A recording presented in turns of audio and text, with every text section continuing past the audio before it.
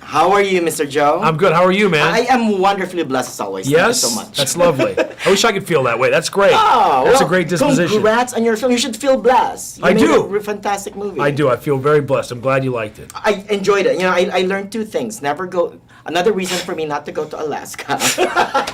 Were you planning an Alaskan trip in the near future? Anytime soon. And thank God I'm not flying back home. Yes, that's right. You could drive. You're like, Right. yeah, exactly. He got that one out of the way. Now, what made you want to do the movie?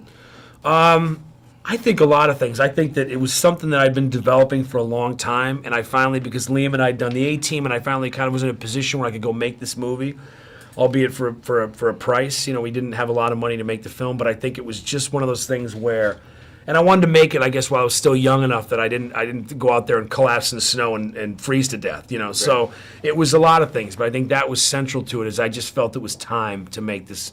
I was ready to make this movie. But what's in it that attracted you? I think everything. I think the idea. I think my idea of masculinity, what it means to be a man, my fears, my sense of not knowing my own mortality, what's out there waiting for us, what's life, what's death. You know these. You know what I mean? That themes I think are very identifiable and very simple and yet very complex at the same time. And I love that you mentioned that masculinity, the male bonding thing. I mean, it is very, it's like the A-Team or, right. Mark for some, Right. It is all, it's all about the male bonding. This one is more like Deliverance, but with a pack of really mean wolves. Yeah, exactly. But I no think, squealing pigs. No squealing pigs. But I think it's like, again, it's funny that that to me at least, the wolves are symbolic of nature itself, so that when the blizzard hits them or the river gets Henrik or the cliffside, what have you, that these are all parts of the same organism. They're all part of nature, and they're all part of the hostility of nature, and they're all part of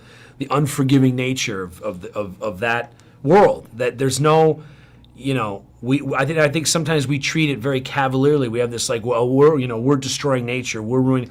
When Mother Nature's finally done with us as the human race, right. It'll dust us off like a mantelpiece. Right, I really right. believe that. Right. We're like fleas on the ass of a big dog, and when we're done, we're done. So yeah, it was a lot of things, but I think.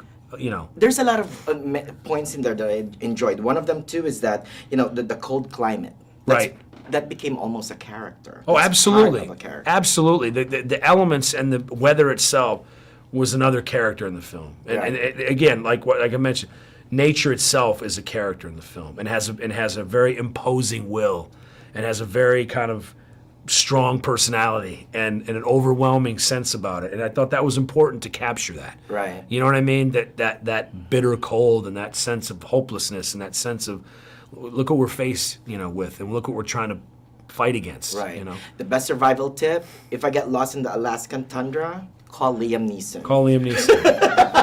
Or curl up in a ball and cry. Right. That's there what you I go. did. Yeah, exactly, man. But never Exactly. give up, right? Don't That's the give point up. of the film. Absolutely, man. Thank you so much. Thank you, brother. Pleasure, man. Thanks a lot. Nice meeting you.